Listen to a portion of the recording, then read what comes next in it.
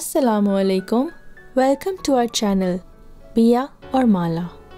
کہانی سے پہلے if you are new on our channel and you haven't subscribed yet تو ہمارا چینل بیا اور مالا سبسکرائب کیجیے and do not forget to press the bell icon. ان دنوں میں غیر شادی شدہ تھی۔ گریجویشن کے بعد تعلیم کا سلسلہ ختم ہو گیا تھا، کوئی دوسرا مشغلہ نہ تھا تو گھر کے کام کاج میں خود کو مصروف کر لیا تھا۔ جو وقت بچتا وہ رسالے وغیرہ پڑھنے میں گزار دیتی تھی۔ میری کوئی سہیلی نہ تھی، کالج کی سہیلیاں کالج میں ہی رہ گئیں۔ محلے میں کوئی ایسی ایک بھی لڑکی نہ تھی جس کو میں دوست کہہ سکتی تھی۔ تبھی ہمارے گھر کوئی لڑکی نہ آتی اور نہ ہی میں کسی کے ہاں جاتی تھی۔ خوشی غمی میں امی جان ہی محلے داری کو نبھاتی تھی۔ ایک دن صحن میں بیٹھی میں موسم سرما کی کومل دھوپ سے لطف اندوز ہو رہی تھی کہ اچانک ایک لڑکی ہمارے گھر آ گئی۔ اسے کبھی نہ دیکھا تھا، یوں بے دھڑک آتے دیکھا تو حیرت ہوئی۔ یہ کون ہے؟ میں سر تا پا سوالیہ نشان بن چکی تھی۔ میں نیما ہوں اور پورا نام نعیمہ ہے، آپ بھی نیما کہہ سکتی ہیں۔ کچھ لوگ بڑے بے باک اور نڈر ہوتے ہیں، پہلی ہی ملاقات میں کھل جاتے ہیں۔ اس کے انداز تخاطب میں بھی کمال اپنائیت تھی، جیسے مجھے برسوں سے جانتی ہو۔ آؤ بیٹھو، میں نے چارپائی کی طرف اشارہ کیا۔ وہ بے تکلفی سے برا جمان ہو گئی۔ آپ کے سامنے والا گھر لیا ہے، برائے فروخت تھا نا؟ ہاں، کافی عرصے سے بکنے کو تھا، چلو اچھا ہوا آپ لوگ آ گئے۔ میں بھی مسکرائی۔ کتنے لوگ ہیں آپ گھر میں؟ وہ بولی، ہم کافی لوگ ہیں، یعنی امی ابو اور 5 بہن بھائی۔ واہ، پھر تو خوب رونق رہے گی، ہماری گلی کب سے سونی پڑی تھی۔ میری بات سن کر وہ ہنس دی۔ اتنے میں امی آ گئی۔ میں نے نیما کا تعارف کرایا، وہ بھی خوش دلی سے پیش آئیں۔ بولی، نیا پڑوس ہے، اچھے پڑوسی ہوں تو جگہ جنت بن جاتی ہے ورنہ جہنم۔ وہ پھر اٹھلا کر بولی، آنٹی فکر مت کریں، ہم آ گئے ہیں تو یہ مقام جنت جیسا ہی لگے گا آپ کو، جہنم کو بھول جائیں، ہم آزار دینے والے لوگ نہیں ہیں۔ وہ مسکرائی تو امی نے اسے کچھ کھانے پلانے کا کہا۔ بولی، خاطرداری رہنے دیں آپی، آج تو ویسے ہی آ گئی ہوں، پھر آؤں گی تو کچھ کھا پی کر جاؤں گی۔ وہ تھوڑی دیر بیٹھ کر چلی گئی، مگر اپنا خوشگوار تاثر چھوڑ گئی تھی۔ اس نے مجھے آپ ہی کہا تھا تو صحیح کہا تھا۔ میں اب 27 سال کی ہو چکی تھی، جبکہ وہ ابھی FA کی طالبہ تھی۔ بہت جلد ہم میں انڈرسٹینڈنگ ہو گئی۔ عمر میں چھوٹی تھی مگر دوستوں کی طرح ملتی تھی۔ یوں تو کافی شوخ و چنچل تھی، لیکن سوچ پختہ تھی۔ تبھی ہماری ذہنی ہم آہنگی ہو گئی۔ وہ تقریباً روز ہی آنے لگی۔ بڑی بہن سے اس کی نہ بنتی تھی، بھائی بھی بڑے تھے، شاید تنہائی محسوس کرتی تھی۔ یہ سب سے چھوٹی تھی۔ میرے ساتھ وقت گزار کر خوش ہوتی، مجھے بھی اچھی لگنے لگی اور دل اس کے ساتھ لگ گیا تھا۔ نیما بہت خوبصورت نہ تھی، مگر اس کی شخصیت دلکش تھی، پر اعتماد اور خوشگوار باتونی لڑکی۔ نقوش تیکھے تھے مگر رنگت سانولی۔ اسے خود کو بنانے سنوارنے کا بھی شوق تھا۔ آتے ہی کہتی، آج نیا سٹائل دیکھا ہے، آؤ جوڑا بنا کر دکھاؤں، پھر بال بنانے لگتی۔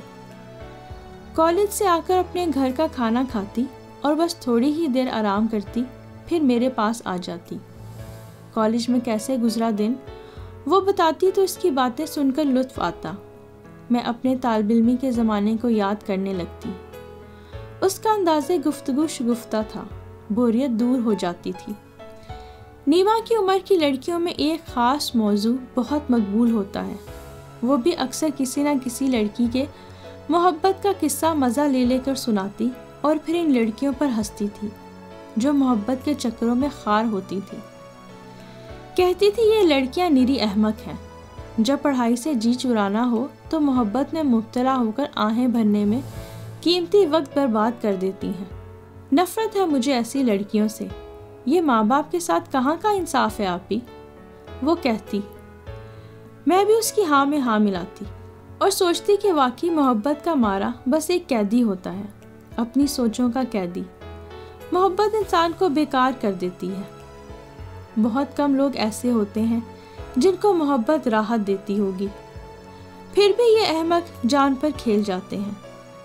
نیما کہتی تھی کہ میں نے تہیہ کر لیا ہے کہ میں نہ کبھی کسی سے محبت کروں گی اور نہ ہی کسی کو اپنے آپ سے محبت کرنے دوں گی۔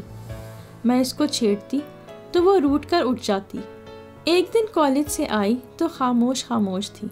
اس سے پہلے کہ میں کچھ پوچھتی اس نے از خود بتا دیا، آپی آج بہت برا دن تھا، پتہ ہے کیا ہوا؟ ایک لڑکی سونیا جو کچھ دنوں سے میرے ساتھ بیٹھتی تھی، میں نے انگلش کے پیریڈ میں اس کی کتاب اٹھائی تو اچانک اس میں سے ایک تہہ کیا ہوا کاغذ گر گیا۔ میں نے وہ اٹھا کر کھول لیا۔ جانتی ہیں کیا تھا؟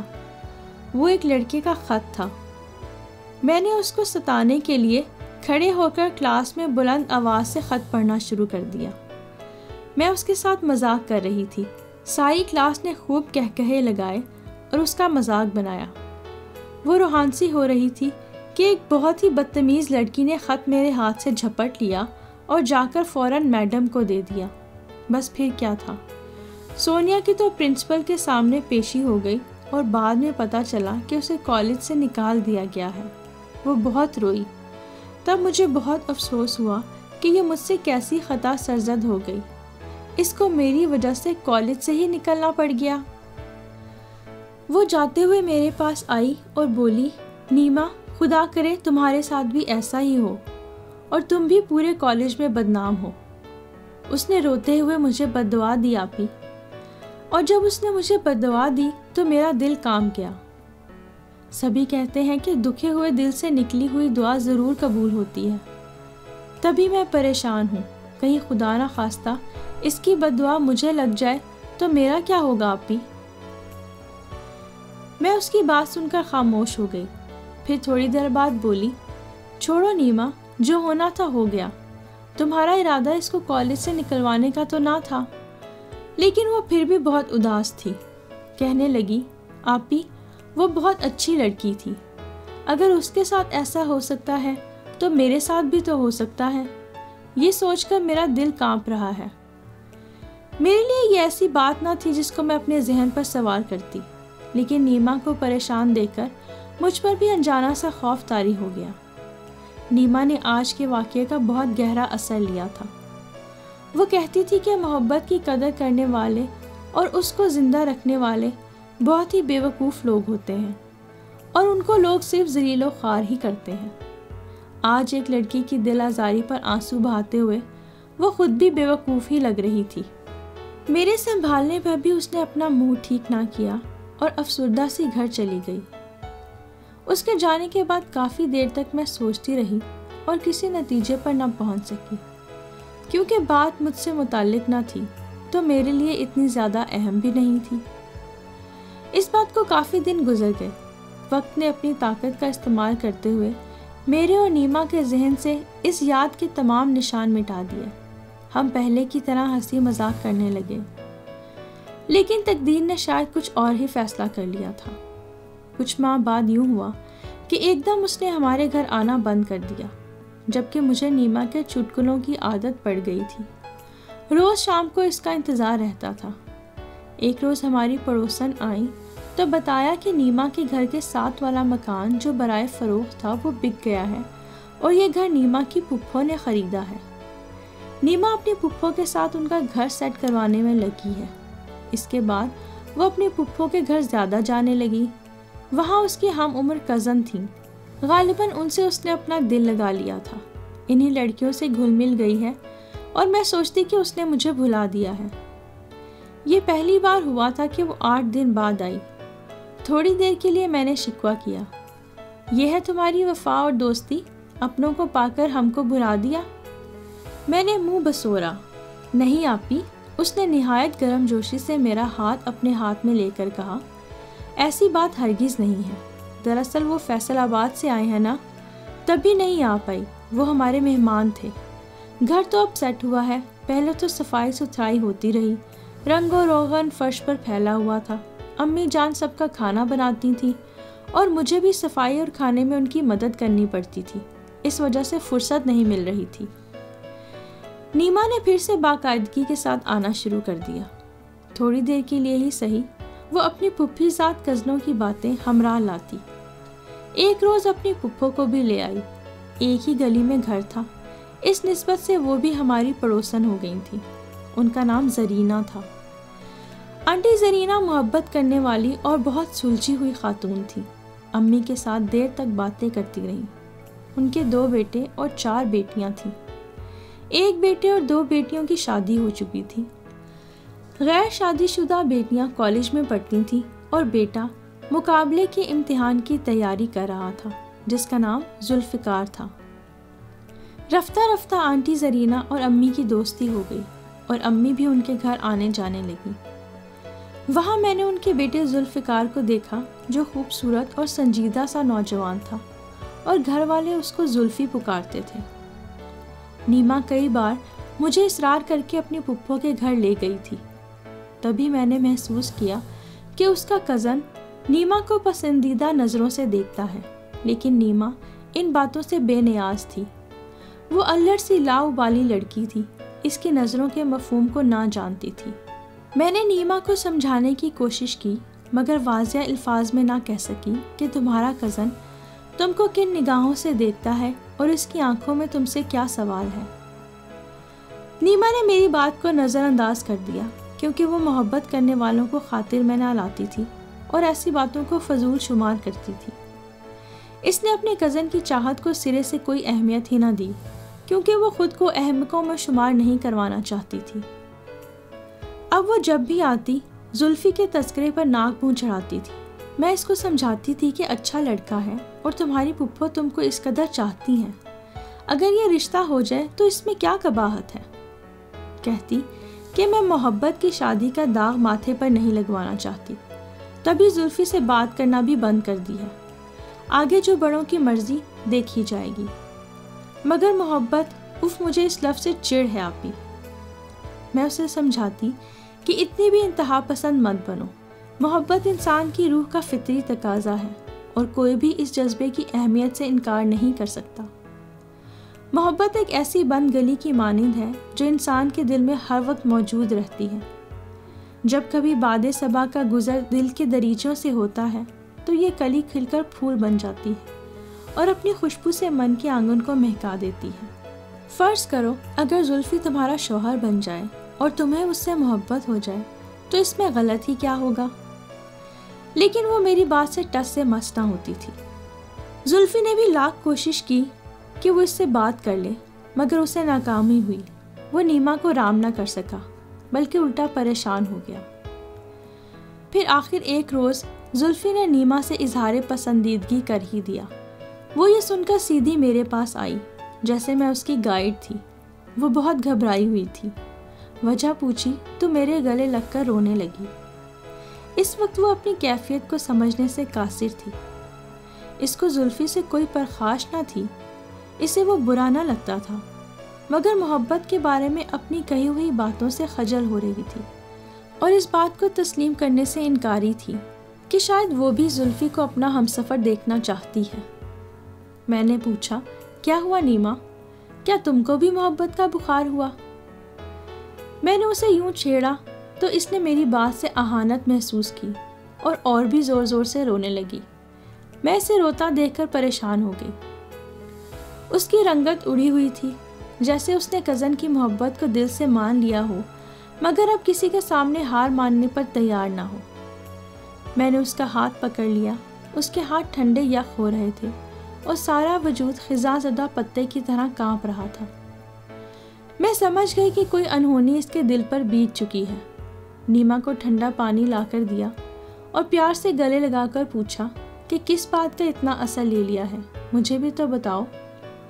تب وہ بولی کہ زلفی نے کہا ہے کہ وہ اسے بے حد پسند کرتا ہے، اگر وہ بھی اقرار کر لے تو وہ اپنی امی کو رشتے کے لیے کہے گا ورنہ ہرگز نہیں کہے گا۔ میں بے اختیار ہنس دی۔ ارے بیوقوف لڑکی، تو اس میں ایسی کون سی انوکھی بات ہے جو تم اس قدر گھبرا رہی ہو؟ تم تو بڑی بہادر بنتی تھی، ذرا سی بات پر ہاتھ پاؤں پھول گئے ہیں۔ سیدھی سی بات ہے، اگر وہ تم کو اچھا لگتا ہے تو اس کو ہاں کر دو، اور اگر اچھا نہیں لگتا تو سختی سے منع کر دو کہ تم اس کو پسند نہیں کرتی، لہٰذا شادی کا نہ سوچے۔ پھر بھی وہ نہ سمجھے تو دیکھ لیں گے۔ نیما نے تھوڑی دیر سوچا اور پھر بغیر بولے چلی گئی۔ چند دن نہ ملی۔ میں اس کے گھر گئی تو آنٹی نے بتایا کہ اس کی طبیعت خراب ہے۔ میں اس کے کمرے میں پہنچی تو دیکھا بستر پر پڑی ہے۔ مجھ کو دیکھ کر اٹھ بیٹھی، لگا جیسے کسی بڑی کشمکش کا شکار ہے۔ کیا ہوا بھائی؟ میں نے اپنائیت سے ڈانٹا۔ آپی، میں ابھی تک کوئی فیصلہ نہیں کر پائی، اسے ہاں کہوں یا نہ کہوں۔ زلفی نے یہ خط لکھا ہے اور کل تک جواب مانگا ہے۔ اس نے خط آگے کر دیا۔ میں نے خط پڑھا۔ زلفی نے لکھا تھا کہ اگر تم مجھ کو پسند نہیں کرتی تو بتا دو، میں کبھی تم سے رشتے کے بارے میں نہ سوچوں گا۔ نیما نے سوالیہ نظروں سے مجھے دیکھا جیسے پوچھتی ہو ہاں کہوں یا نہ۔ صاف ظاہر تھا وہ زلفی کا دل نہ توڑنا چاہتی تھی اور اپنے کہے ہوئے دعووں کو رون ڈالنے سے بھی ہچکچا رہی تھی۔ میں خاموش ہو گئی۔ یہ ان کا خاندانی مسئلہ تھا اور اس کے دل کا معاملہ تھا۔ اگلے دن وہ روتی ہوئی آئی اور بتایا کہ آج اس کے ساتھ کالج میں بہت ہی برا ہوا ہے۔ کیا ہوا؟ میں یکدم پریشان ہو گئی۔ اس نے کہا کہ میں نے زلفی کے خط کا جواب لکھ کر اپنی بک میں رکھ دیا تھا۔ بھولے سے وہی بک میڈم کو دے دی۔ انہوں نے خط پرنسپل کو دے دیا۔ پھر میرے ساتھ بھی وہی بیتی جو میری ہم نشست سونیا پر بیتی تھی۔ پرنسپل نے مجھے آفس میں بلا لیا کہ اب میں کالج نہیں آؤں گی۔ اب احساس ہوا کہ کسی کی بد دعا کتنا بڑا عذاب ہے۔ میں نے گھر میں اس واقعے کے بارے میں کسی کو نہیں بتایا، بس یہی کہا ہے کہ مجھے اب فی الحال آگے نہیں پڑھنا۔ سنا تھا کہ کوئی وقت قبولیت کا ہوتا ہے، اندازہ نہ تھا کہ سونیا کی بد دعا پوری ہو جائے گی۔ اسے تسلی دینے کے سوا کیا کر سکتی تھی۔ دوسرے دن وہ آئی۔ میں نے زلفی کے بارے میں بات چھیڑ دی۔ بولی جس کام کی ابتدا میں ہی اتنی ذلت اور رسوائی ہو جائے تو اس کو آگے بڑھانے کو اب میرا دل نہیں چاہتا۔ اس روز رات کے پچھلے پہر محلے میں شور سنا۔ چھت سے جھانکا، ایمبولینس آئی ہوئی تھی اور آنٹی زرینا کے گھر سے کسی کو لے جا رہی تھی۔ صبح 10-11 بجے کے قریب اطلاع ملی کہ زلفی نے خودکشی کی کوشش کی ہے اور رات اسی کو ہاسپٹل لے جا رہے تھے۔ ہم سب سکتے میں تھے۔ امی ان کے گھر گئیں۔ ہاسپٹل سے فون آیا کہ خدا کا شکر ہے زلفی کی جان بچ گئی، ورنہ ماں باپ جیتے جی ہی مر جاتے۔ اسی وقت نیما بھی آ گئی، بہت پریشان تھی۔ رات بھر جاگتے رہنے سے اس کی آنکھیں سرخ تھیں۔ پتہ چلا کہ زلفی کی حالت خطرے سے باہر ہے تو اس کی سانس میں سانس آئی تھی۔ زلفی ٹھیک تھا مگر ابھی ہاسپٹل میں تھا۔ تبھی وہ ہمارے گھر آئی اور بولی آپی، میں تو سوچ بھی نہ سکتی تھی کہ وہ جان پر کھیل جائے گا۔ اتنا بیوقوف تو میں اسے نہ جانتی تھی۔ میں نے تو بس یوں ہی نہ کہہ دیا تھا۔ اس نے مجھ سے ضد کی کہ مجھے ہاسپٹل لے چلیں۔ امی سے نہیں کہہ سکتی، جانے وہ کیا سوچیں گی۔ ابو بھی کچھ ایسا ویسا محسوس نہ کریں۔ اس کی پریشانی دیکھ کر میں اور امی زلفی کو پوچھنے ہاسپٹل گئے تو ساتھ اس کو بھی لے گئے۔ زلفی کو ٹھیک دیکھ کر نیما دوبارہ سے جی اٹھی اور زلفی نے بھی اس کو دیکھا تو بستر علالت پر چہرہ گلابی ہو گیا، جیسے نئی زندگی مل گئی ہو۔ اس کہانی کو لکھنے کا یہ مقصد نہیں کہ اگر محبوب یا محبوبہ نہ کہہ دے تو خودکشی کا ہتھیار استعمال کیا جائے۔ وہ تو شکر ہے کہ زلفی جیسے بیوقوف انسان کی جان بچ گئی، ورنہ حرام موت مارا جاتا اور ہمیشہ کے لیے جہنم واصل ہو جاتا۔ کہانی لکھنے کا مقصد یہ ضرور ہے کہ بات منہ سے نکالتے وقت پہلے سوچ لینا چاہیے کہ ایسا نہ ہو کہ آج کوئی بات ہم شد و مت سے کر رہے ہیں اور کل اپنے ہی کیے ہوئے دعووں کو جھٹلانا پڑ جائے، جیسے نیما کو کرنا پڑا۔ نیما کے ہاں کہنے پر پھپھو نے رشتہ مانگا تو نیما کے والدین نے بسم اللہ کہہ کر ہاں کر دی۔ وہ تو پہلے ہی زلفی کو اپنا داماد بنانے کی سوچوں میں تھے۔ ان کا کہنا تھا کہ اتنا اچھا اور قابل لڑکا نیما کے لیے اور کون مل سکتا ہے۔ آج نیما ذوالفقار یعنی زلفی کے ساتھ خوش و خرم زندگی گزار رہی ہے۔ جب بھی ملتی ہے مسکرا کر کہتی ہے آپی، واقعی محبت بڑی چیز ہے۔